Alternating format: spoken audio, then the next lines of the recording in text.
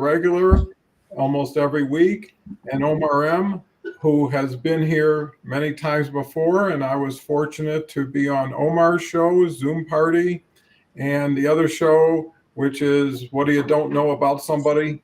I guess that's almost close to what it really is, but it gives you the idea. Today's word of the day is transformation. Chat is open, and we welcome comments and anything that can direct us in a more relevant manner. And to kick the show off, let's go to Dave Snell and a little bit of Dave Snell and initial thoughts on transformation. Hey, Don. Hey, Omar. It's always great to be here.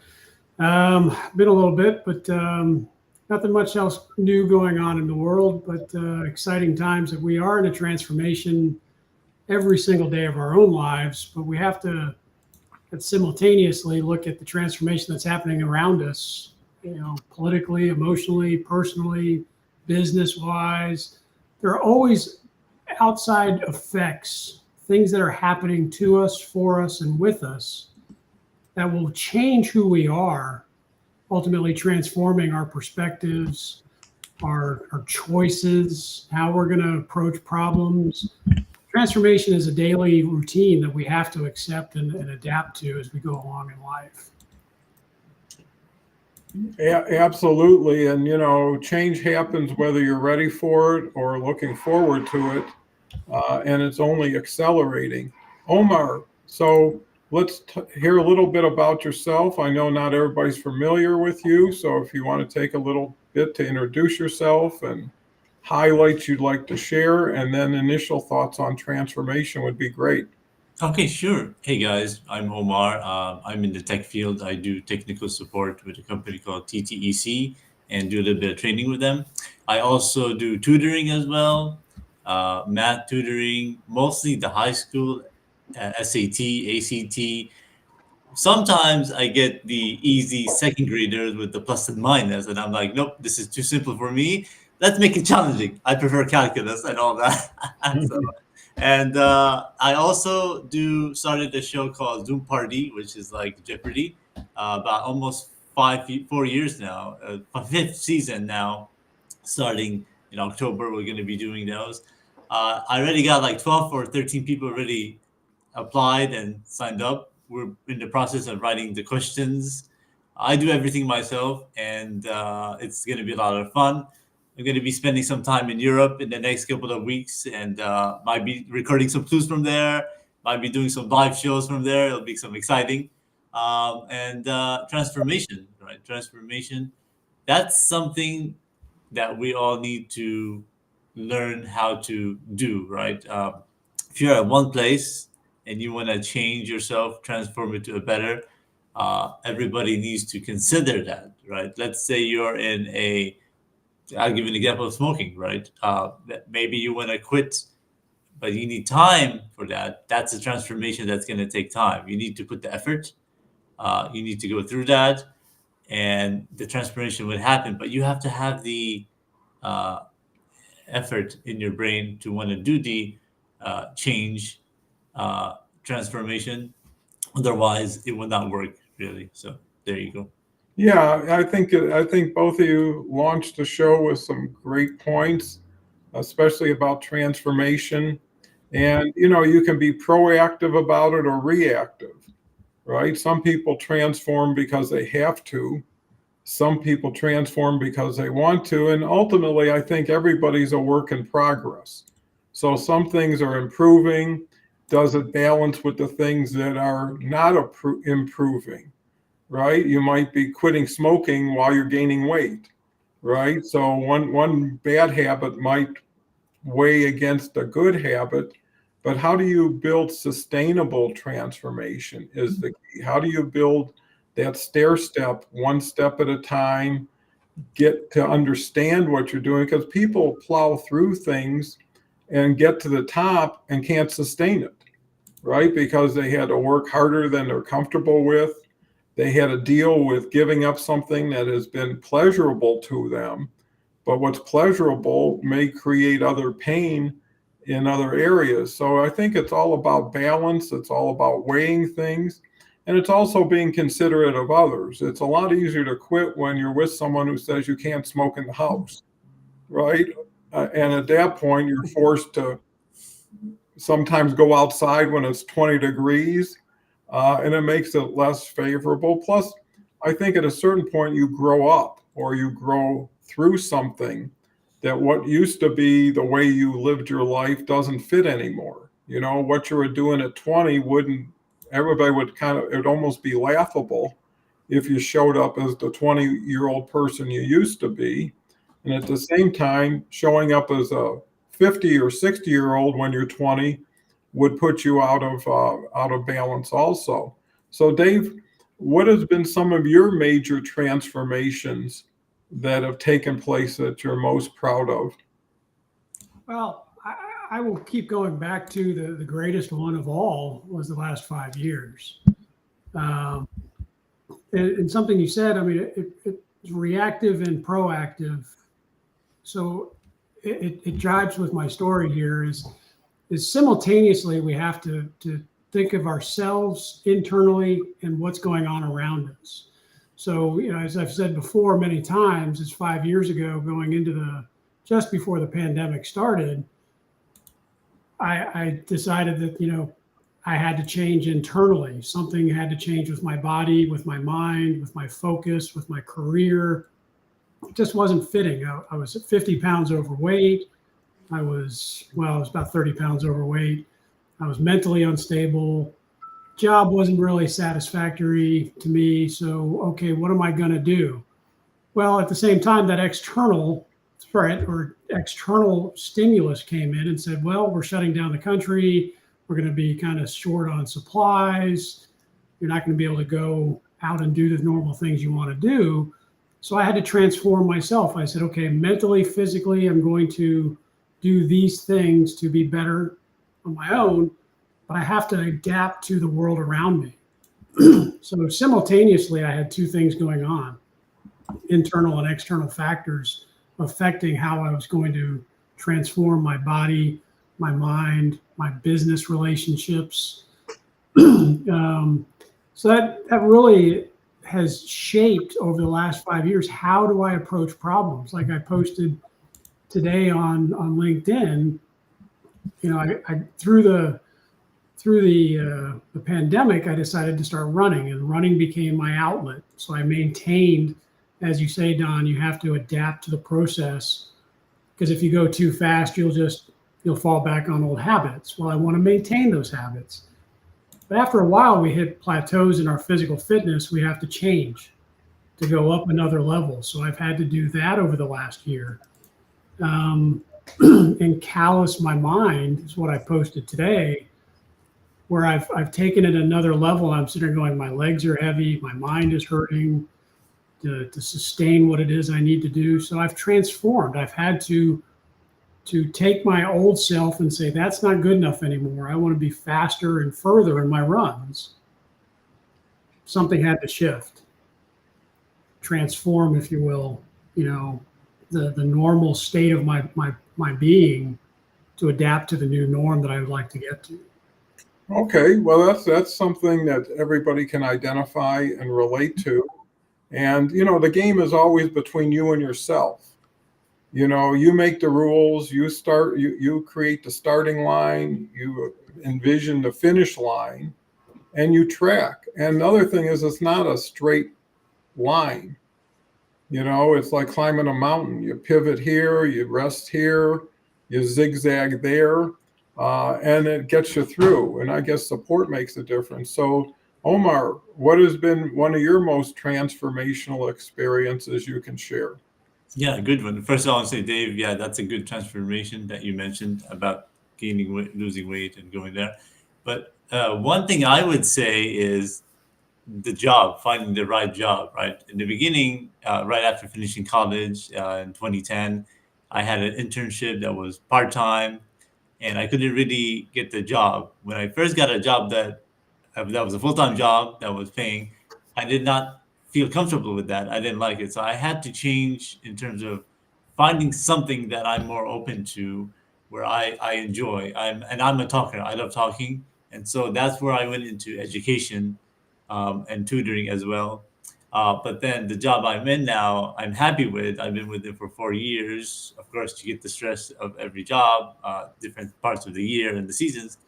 But in general, you have to try. It's not easy. You have to figure out how you can transform your mind, because everybody wants to remain where they're at and don't want to do change, comfort zone, right? We want to stay in our comfort zone, which is bad. So you have to decide for yourself that I'm going to do this, I'm going to quit, I'm going to do whatever it is, and then change my life into more, what I more like.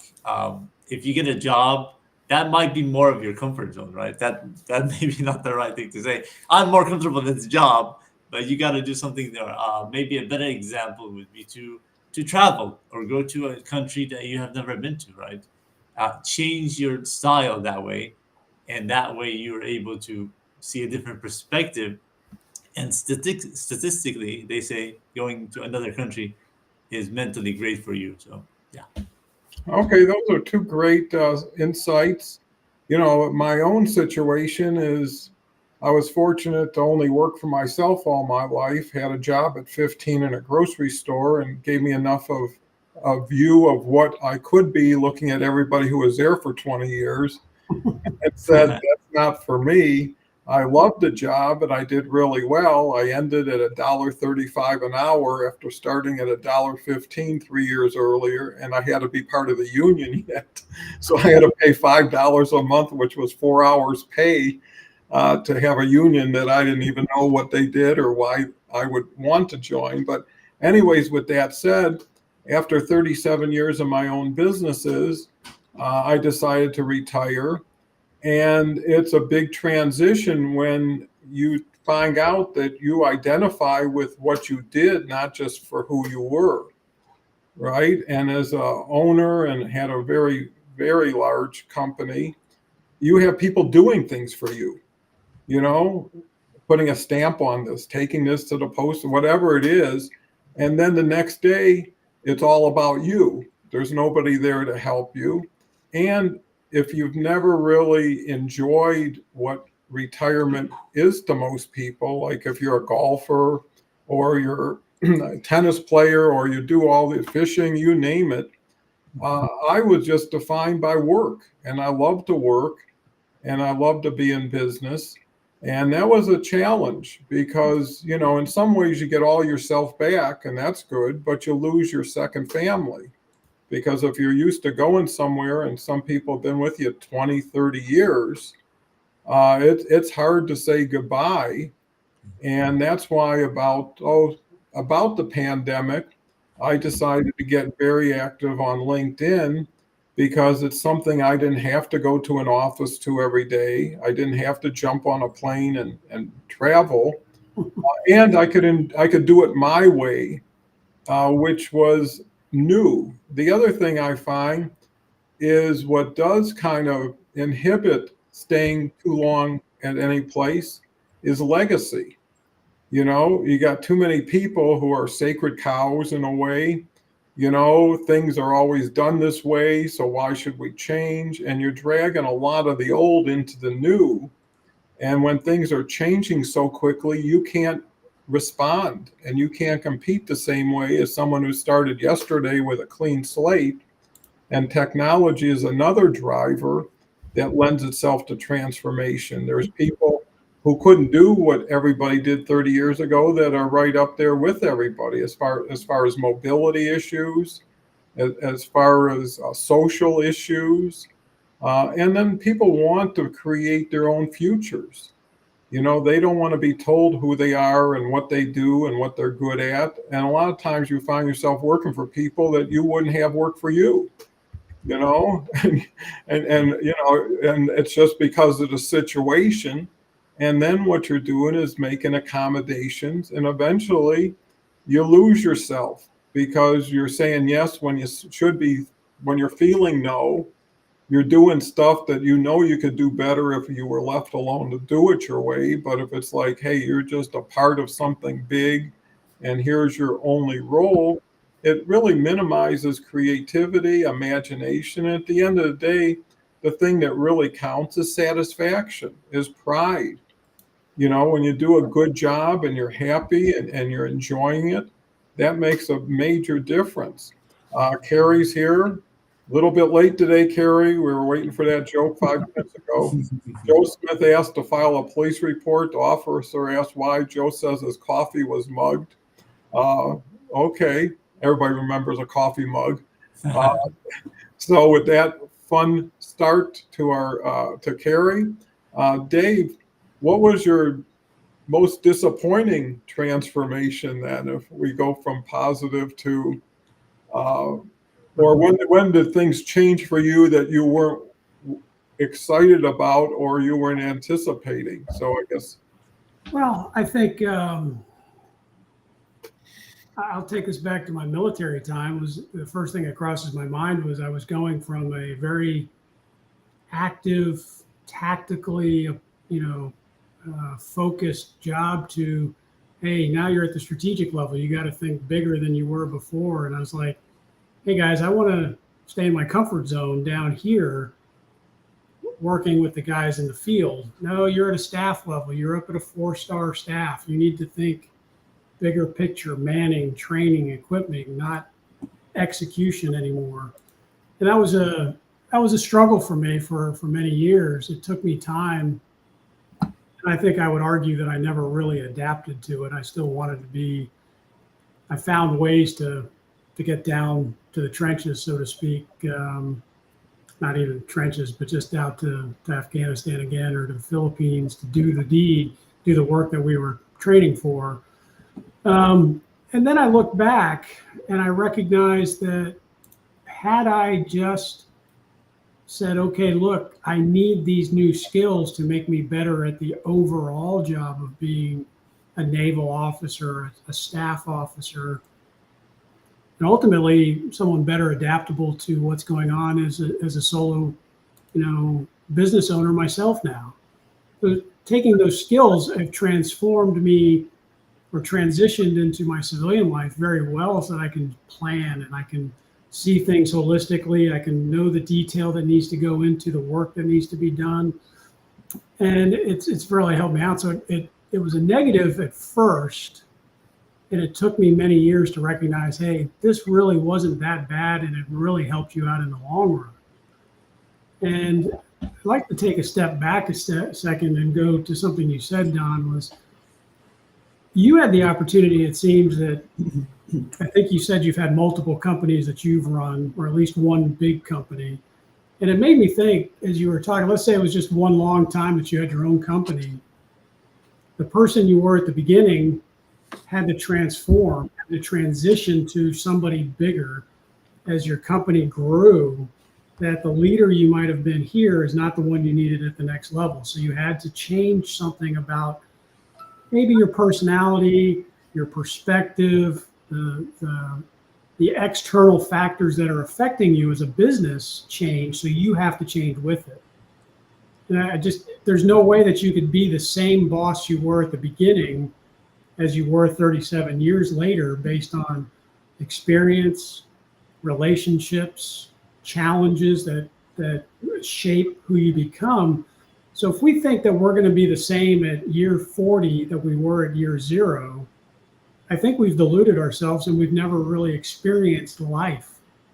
To Omar's point, travel, seeing other people's perspectives will transform us and give us a better perspective that we can grow our business, our person, our family.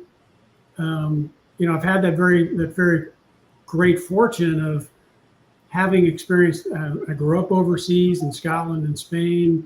I don't remember Italy because I was born there and we left within a year. But then all the travel that I've done as a military officer, wow, I've seen half the world, different from the slums to the most elite rich people in the countries that I've visited. It gives you a different perspective that you have to transform a little bit of your viewpoint as you approach new problems that come up in business, in government, in familial relationships. It all has the ability to transform us.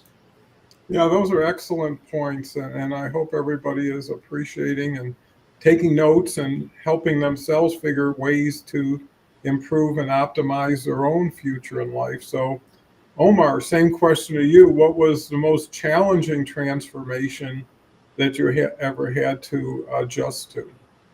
Oh yeah, I think we all have a challenging transformation that we have to go through.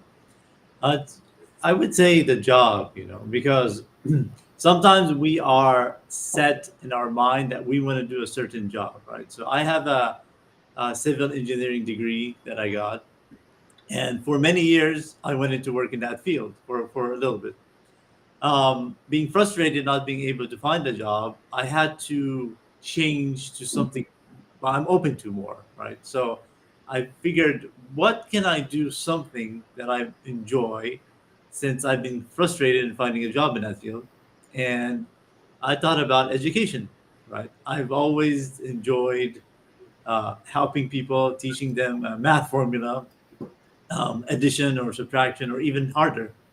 And so that's where the transformation was. It was a hard time during 2012, around that time, in terms of being able to find the right career goals for you, right? And the right job that fits what you want and what you need. So I would say a lot of the times, people are stubborn in terms of wanting to keep the job that they want, not giving any goals or not getting anywhere. But you need to really be open minded and see what you can do. What skills do you have? Are you good at tennis? Are you good at other skills? Try that field, and maybe it'll open a door somewhere to you, rather than just stick to the job that you studied with, because that can open other doors. Like me, right? I went to education, and then from there, I've always wanted to do like a show or a game show, and that's where it opened up on LinkedIn. I met you, I saw what you did, and I was like, wow, this is impressive. Almost a year and a half ago or more, and so yeah, that can open uh, different doors that way. So it's amazing. Yeah, it is amazing. And, thinking back, a lot of people don't know when to leave. They may not know when to come, but they don't know when to leave, and they stay too long because either they're not aware or sensitive, or they've got nowhere else to go, so they just stay where they're at.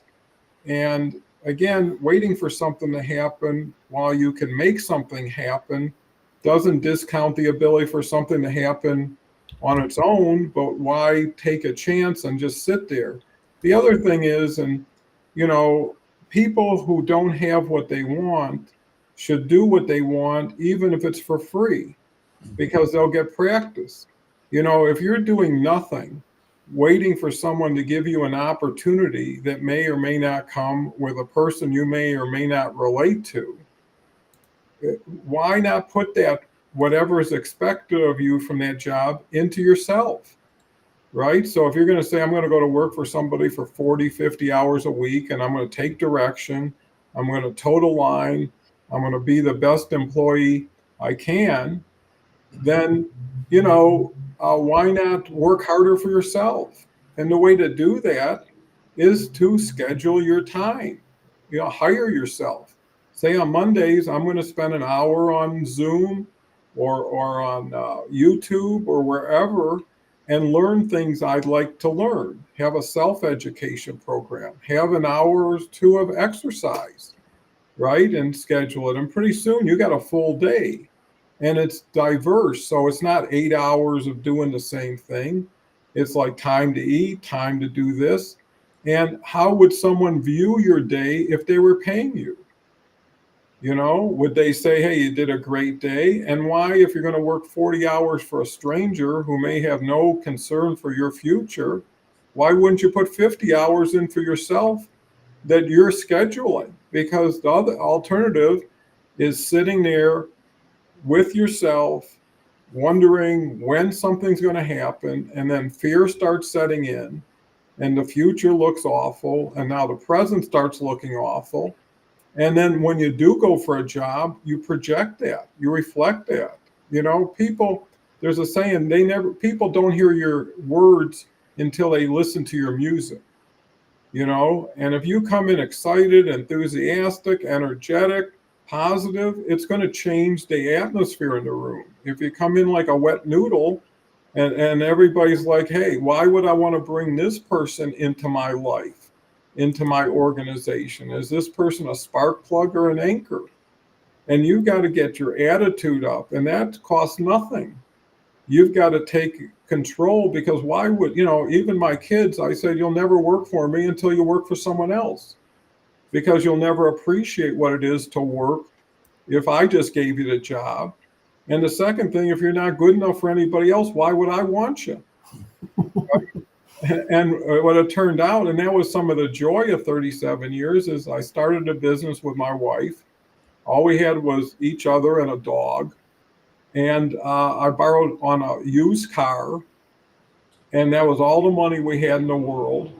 And we had just moved to Denver, and we were committed that, hey, I said, if this doesn't work, we got to take a bus home, right? Because we don't even have a car. And that gave you enough motivation. I think I wasn't work like 80 days in a row. I couldn't take a day off and sit home when I had a business that was struggling and needed help. And anyways, my wife worked with me for 8 years until our first daughter was born. And then what was funny is for 21 years, I continued. And then my kids got into it. And I worked with my daughter for the last 8 years. And we were close. She was in charge of HR. My son was in charge of sales. Brought my son-in-law in, who was in charge of the website. And it became a real family business in the best way possible, because, we were together, and I had the opportunity to teach my kids things that I would have never been able to, and they would have never wanted to unless they were getting paid, because I couldn't get them to make their bed. How am I going to get them to do anything? And one reason for leaving was their time. And they had learned what they needed. Now they needed to go off on their own. And now both of them have been extremely successful in every way, because they got instilled the work ethic. And here's the other element. I modeled for them. They saw a father who was going to work every day. I missed one day in 37 years, and that had something to do more with a family situation than a health situation. But everything you do reflects on the people around you. People are proud of you, relatives, to see you do better. So you have a responsibility and obligation to kind of pay them back by your success, because of their ability to allow you to be successful. So when you make things big, when you're involved with things bigger than yourself, you stop worrying about yourself. Right? When you're in the middle of an emergency, you don't start thinking about your car payment. You think about taking care of that situation until something worse happens. Do you appreciate how good you had it? Because everything is relative. Everything has context. And compared to what? There's people who got $100 million. And it was kind of funny. I saw the story of somebody who just bought this beautiful boat, and they paid a couple $1,000,000 for it. And all of a sudden they saw this boat that was 3 times bigger. And all of a sudden they thought their boat was smaller and it wasn't as important. And then they saw even a bigger boat, but they didn't look at the rowboat. They didn't look at the small boat. And I think people have to be able to understand, there was a guy who taught me a lot, and he once told me a rich person is a person who has $1 more than they can spend. Right? Because if you have everything and $1 extra, you got everything. The people say, well, I got $1 million, now I need 5 million. And what happens is people worry about money all the time, and they run out of time before they run out of money. Or they stop trying to make more money and instead should have been spending the money or investing the money or making the money work. So I think people have a stewardship as to their responsibility to their community, to their family, to themselves. And that's another thing. A lot of people put themselves last. They're doing things for everybody and everything. And now at the end of the day, there was no fun, there was no joy, there was no pleasure. And my feeling is if it's going to be good, it should be good enough for a long time. If it's not good enough for a long time, it's not going to be there anyway. So, Dave, what's your thoughts? And I'm thinking as you're talking here, Don, it takes a little bit of effort, not even a little bit. It takes a lot of effort to do a couple of things here, and that is to set your goals, set your priorities. What is it that I want to accomplish? Am I happy where I am? No, I want to be here. And then saying, okay, what is it going to take to get there? And then, as you've said many, many times in our, how do you eat an elephant? One bite at a time. And I set these little goals to transform, to grow, to say, okay, I know I'm here. I need to get to here first. My first goal point. Okay. And then doing a quick analysis. What did I learn? What do I need still to grow or have some discipline on or work harder on to build on? Okay, I'm going to take that next bite and the next bite. And eventually I'm going to reach that goal. And as you're talking, it comes down to discipline. Saying, okay, this goal means enough to me that I'm going to sacrifice alcohol or partying or an education that may or may not provide me what is going to, a class that I may or may not want to take that will not provide for that goal, or a trip, or whatever it is. I need to be disciplined to say, okay, all these external factors don't align with my goal. And they're not on the stepping stone or the ladder of growth, if you will, to say, I'm going to get where I need to be. So if I'm not disciplined, I'm going to start going off on tangents and I'm going to lose track of my goal. I'm trying to take a diversion with my hands here. Sorry, I'm a visual guy. And I know you can't see everything with the three of us there. It's a narrow spot. But if I'm not focused on what it is I want to do, and if I've not taken the time to say, what's going to make me happy? What is it I want to do? Omar, for example, I have a goal of teaching. I want to be better at teaching. And one way I can do that, I would assume you've said, I enjoy the game, the Jeopardy type, the Zoom party. That also helps you teach people, and it's something fun. It's aligned with your goal in the end. Yeah. So, but you wouldn't have said, okay, I'm going to go write a book on how to party, with alcohol. No, it has to do with my goal of educating people. Something that's I'm making stuff up here, but trying. You should have said something wild like astrophysics or something. It's off the path of what you can provide because you're not educated in astrophysics, for example. So why would you?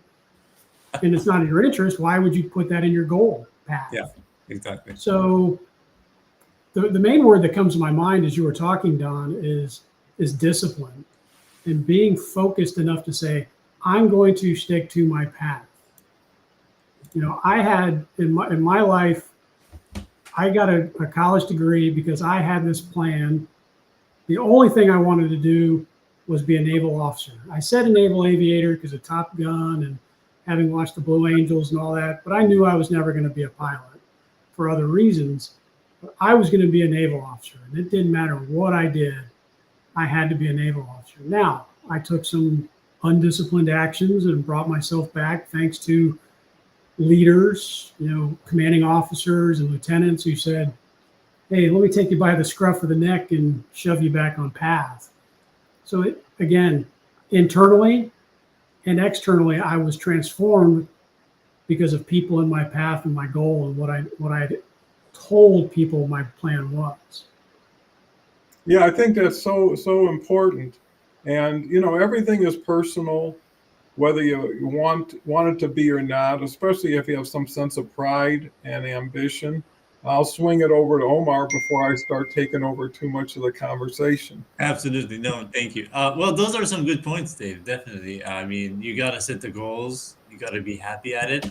And then sometimes you do need somebody, a parent, an uncle, some older person who has experience to pull you there, right? To push you in.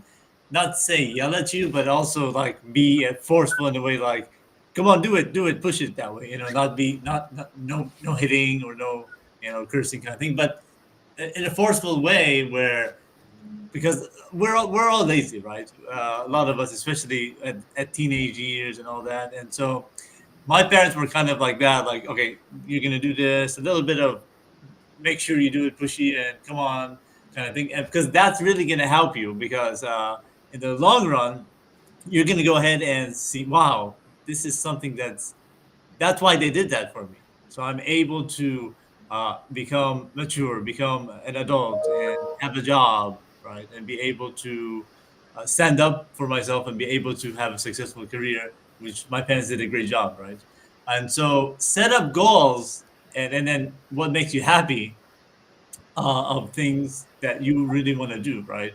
Do you want to really stick to the 8 to 5 job every day? Most people don't like that, right? But they do it, right? It's a forced thing. They get a paycheck. Um, but with my company, they gave me the option to be off on a Wednesday and then work a little bit on a Saturday and then work afternoons. So I mean, flexibility, but you can start between from 8 to all the way until 10 or 11. That's important. You get that mental break in the morning or that evening. So you look for the company that satisfies you. And I'm happy with that ability to do that. That way I can be on your show. I can do my show on a Wednesday or on a Sunday. And yeah, that's what we need, definitely. So. Well, and I think everybody wants to be better. Everybody wants to do better, but not a lot of people can, again, sustain it. Personal example, I'm always setting small goals or changing directions because I enjoy change. I get bored with the same old, same old. And once you've built, you want to build more. If you're a builder, you want to grow, but, so I ended up deciding to change my diet. And I had a great diet, but I read some more. And meanwhile, I'm down to my lowest weight since I've been in my 20s. It took me 2, 3 months because I'm just a half a pound here, a pound there, nothing special. Cutting out food after like 8 o'clock till 8 in the morning, where you say, I don't really need this ice cream at 10 o'clock at night, or I'll survive until tomorrow morning, especially since half of that time is sleeping when you can't eat. And then I decided a couple weeks ago I had some weight training. And, I got some YouTube videos, I got some small dumbbells. And initially you go into it aggressive, right? I'm going to do this, I'm going to do this. And you find out that's not comfortable, so slim down where it is comfortable and then build up. Someone once told me a story that motivated them is they say, visualize yourself on your deathbed. And around your deathbed is all of your family and friends and everybody who loves you. And ask yourself, what could I have done in life that didn't put me in this position? Right? And you start thinking ahead and saying, well, I'm going to have to quit this sooner or later. Why not? Once the story is going to be told, why not get there in front of it instead of, say, hey, had a good run, loved every bit of it. The reason why things are pleasurable because you enjoy them. It's as simple as that. And if you take them away, you lose that element. But you also find that without changing bad habits, they're not as satisfying. You know, the first time you did anything that was a little bit edgy was a lot more fun, right? But when it became a habit, now it just became your life instead of a new thing to your life. And just like eating, everybody says, I don't want to dig my grave with a spoon, and I also learned everything in life that you do either takes you closer to your goal or further away. You want to watch some crummy TV and put that in your head and go to sleep with slasher movies. And they say that does carry forward, you know. So why not be good to yourself? Why not be the best friend you have? At the end of the day, you're the one who makes the judgment on yourself. Are you good enough? Did you do enough? And a lot of times you didn't. And a lot of times you're embarrassed. But how long do you want to put yourself in purgatory? When is it time to be okay again? And to me, it's always been, there's a saying, it's never how many times you fall, it's how fast you get up. because you're going to fall. And sometimes you're going to learn from that fall. And you may not like it when it happens, but sometimes you need a sledgehammer to wake you up, or a situation that's a close call, and say, hey, I got lucky here. I can't depend on luck forever. And I'm better than this. And I know I am. And that's where you say, well, let's have a look at things. Let's get exposure. You know, it's because people jump in so fast, they can't sustain it. You know, it's kind of like that. How do you kill a frog? You know, whether you throw it in boiling water or you put it in lukewarm. Boiling water, the frog will jump right out. If you put it in lukewarm and turn the dial up a little, it'll boil slowly and not even understand what's happening to it. I'm not against frogs or elephants, for all the animals. And it's really an example, so don't. Have you ever tried frogs though, Don? Let's make it a little funny. I've been around. I mean, frog legs at one time was a delicacy. Yeah.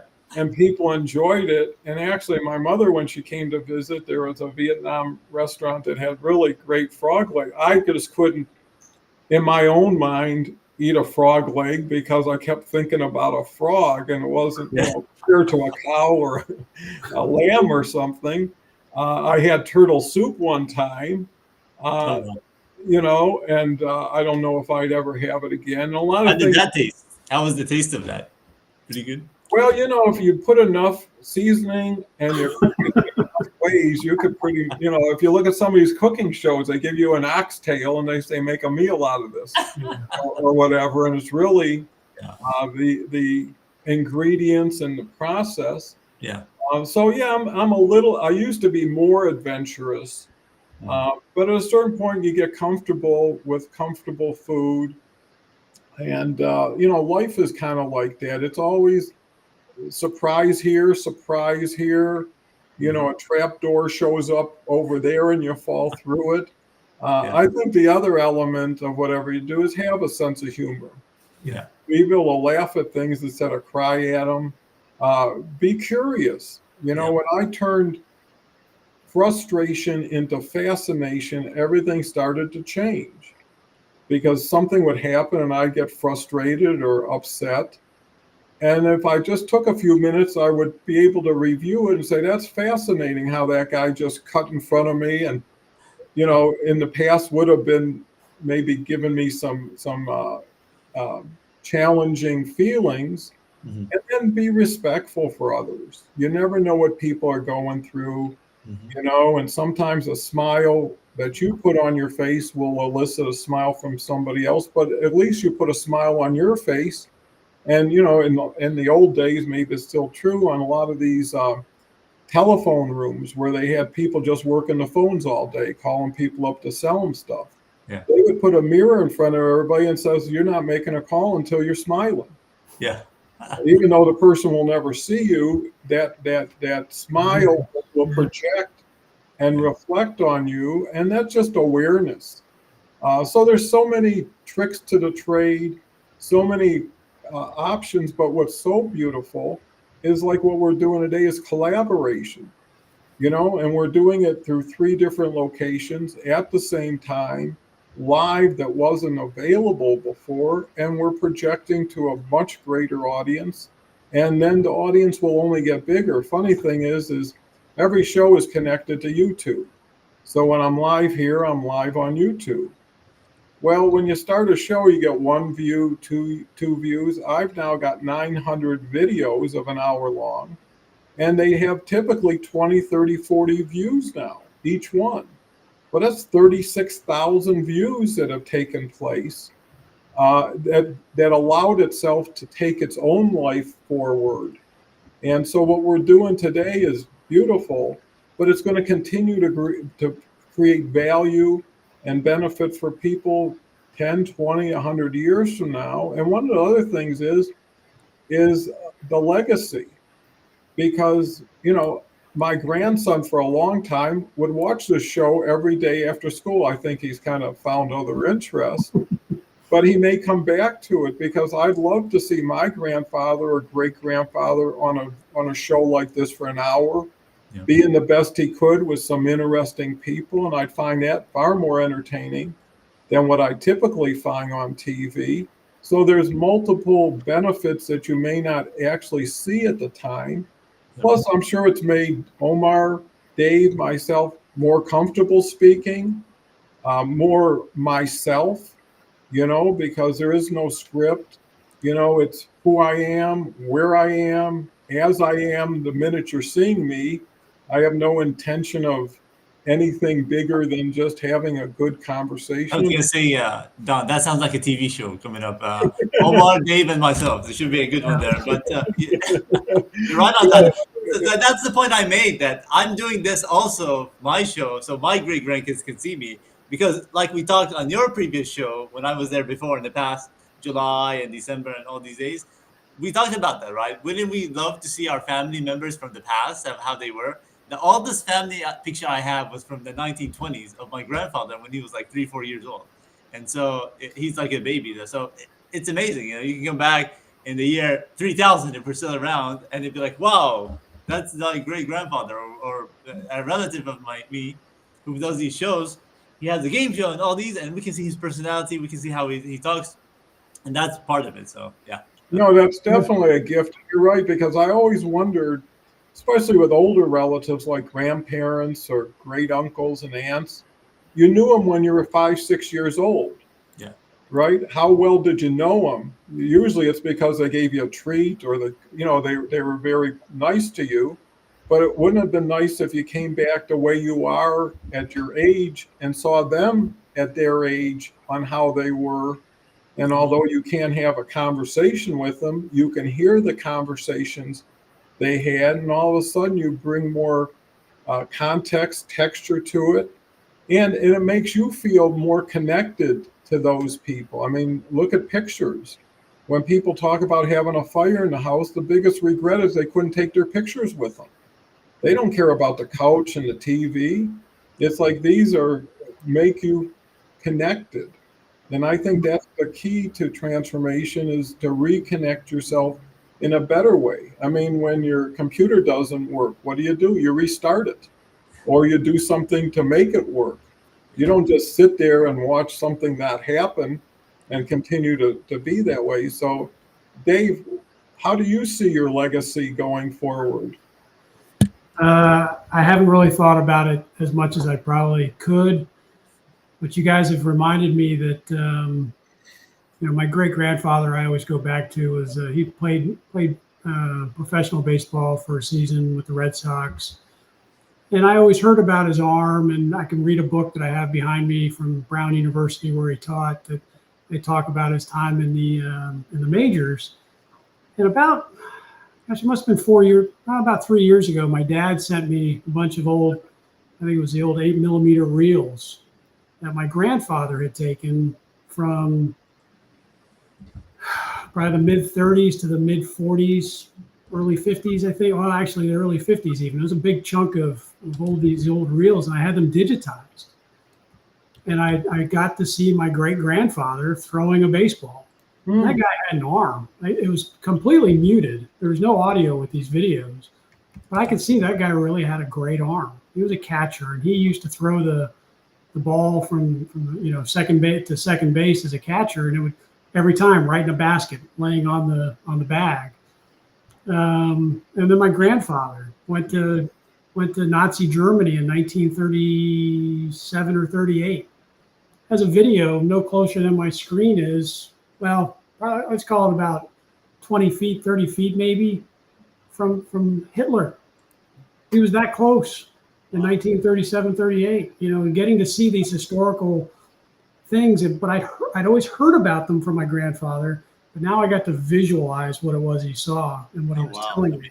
So his legacy has been passed down, or their legacies have been passed down to me for a generation, that I finally got to witness some of what they saw from their perspective. And it was really amazing to see.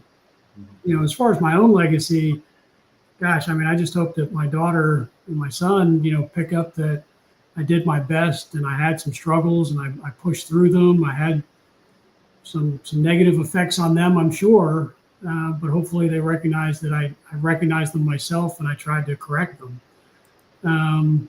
and share my lessons through this medium, through my speaking, through my posts, to say, look, nobody's perfect. And if we're going to stagnate, then we're going to stay imperfect. But if we're going to work to perfection, then we're going to change along the way. And what you knew of somebody 10 years before is not who they are today.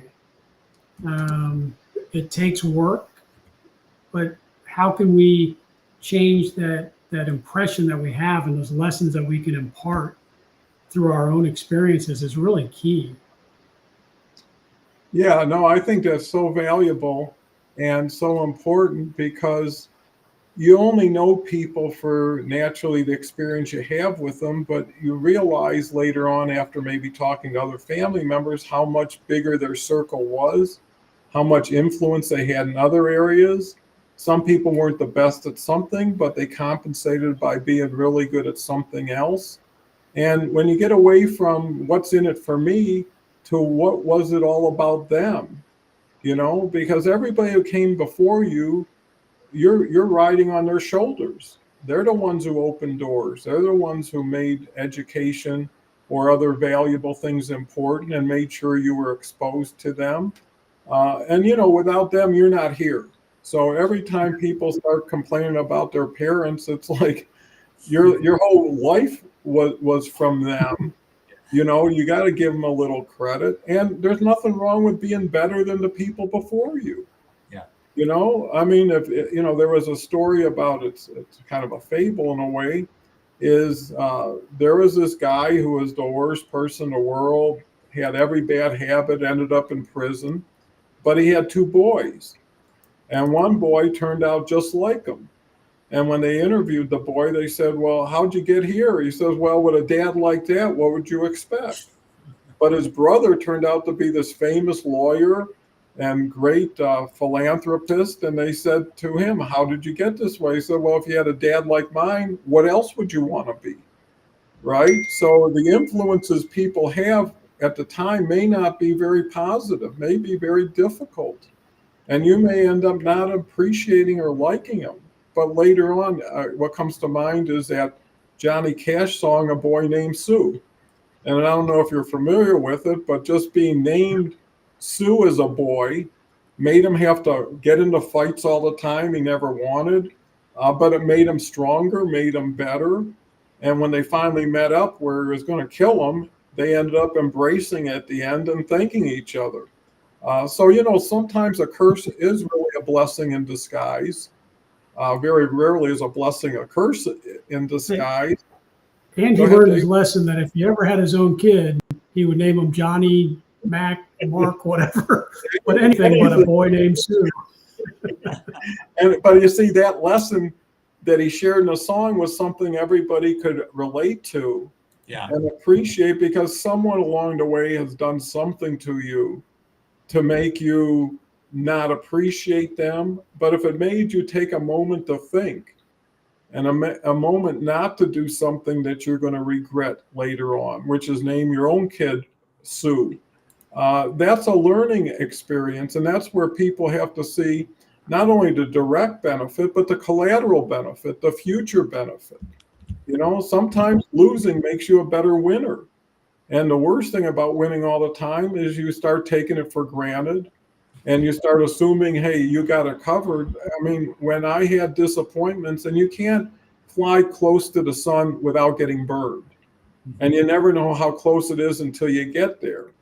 And I tell everybody, I learned so much more on the way down than I ever learned on the way up.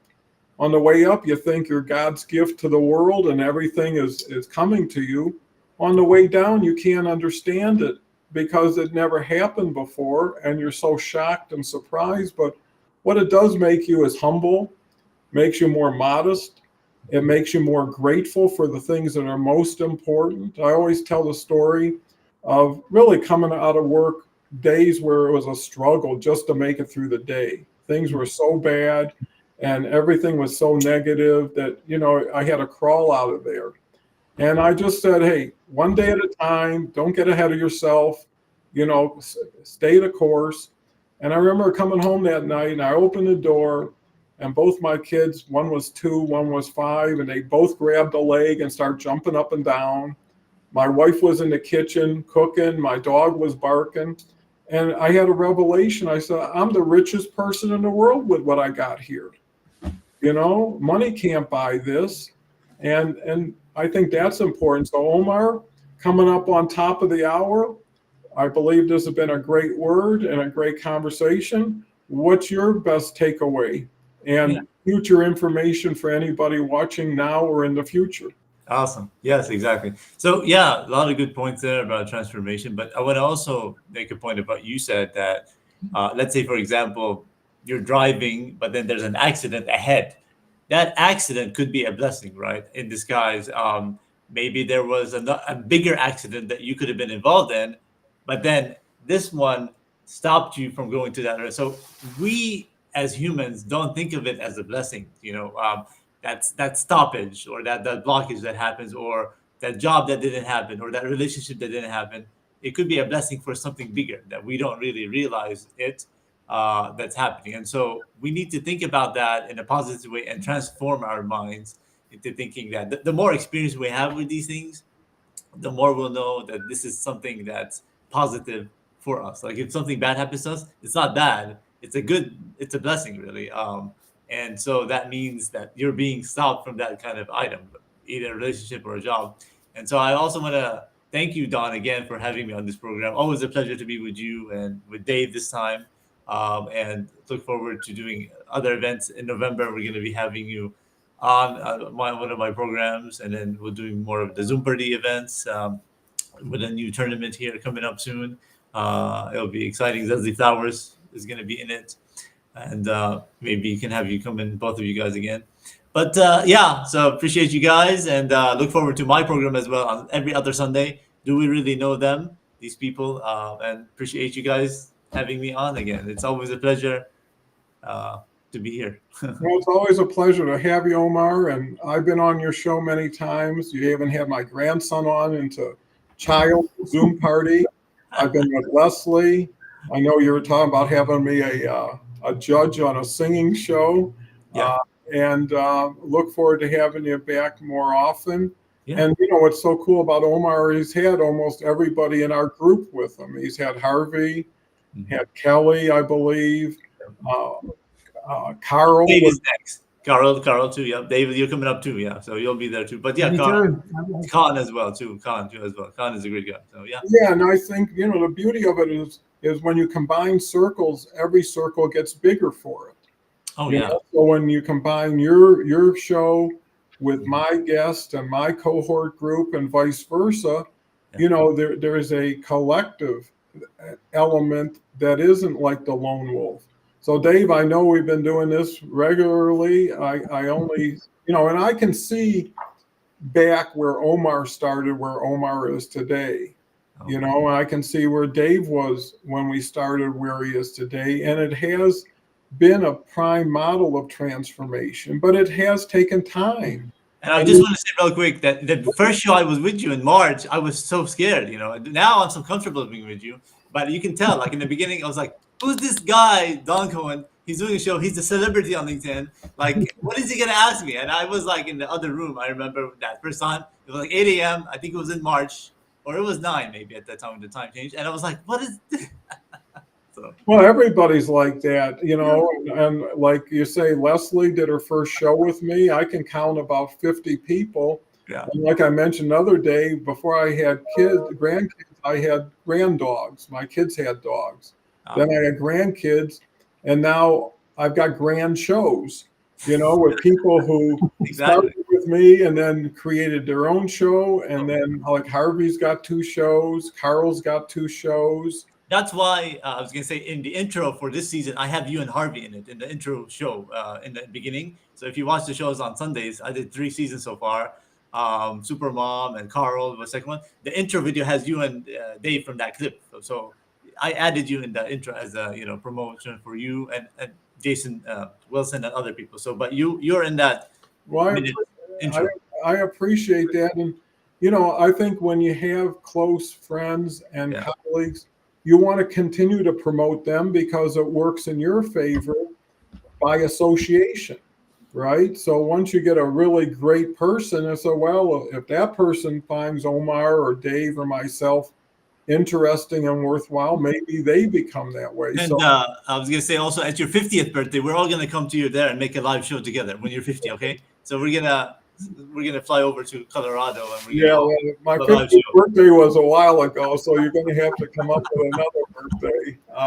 Dave, what's your final thoughts? This has been a great transformational show.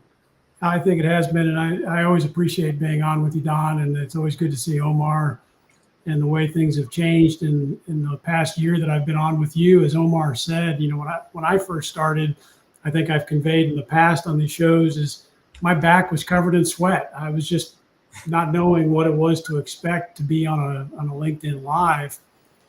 And then you look at the comfort level that I have now. That's a transformation, a change that's been made.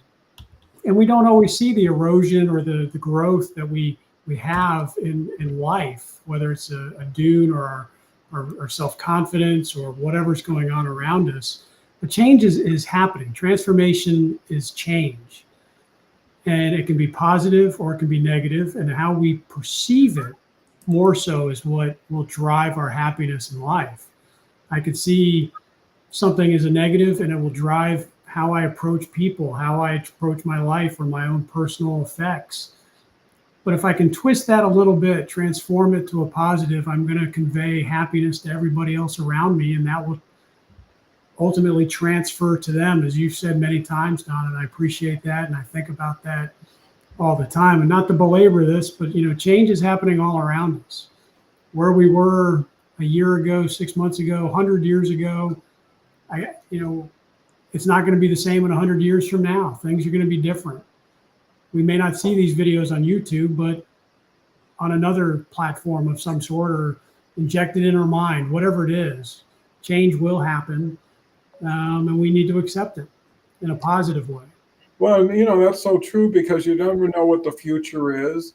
Herman Melville, who wrote Moby Dick and a couple of other books, never saw any success. Died a pauper. His books weren't read until after he passed away, or Van Gogh. I'm not saying we're at that point, but you never know what people will see that we said that will help them better appreciate themselves. And the other thing is when you have a collaborative group, you have support, you have friendship, you have people that care about you, and that gives you confidence.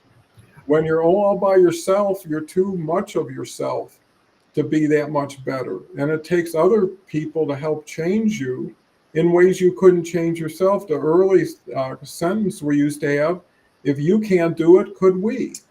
And sometimes you just need that second or third person in the we to get you over the hump or say, I got this covered for you. Don't worry about it. Do the best you can. Last thing I'll say is build on strengths, not weaknesses. Accept your weaknesses and really build on your strengths. And all of a sudden the weaknesses won't even be an issue anymore. So with that, we're a little bit over. I want to thank Dave again, Omar again. It only gets better. And that's why I love doing these shows and seeing the transformation of myself in ways that help other people transform. And you really can build a great ripple effect that can go to places and people you'll never see or meet, but you've done something good today for yourself as well as others. And anytime you can win and win bigger with others, you're a winner. So with that said, thank you, audience. Thank you, Omar. Thank you, Dave. See you tomorrow in 23 hours. We've got Kelly coming back with a brand new lady I met yesterday.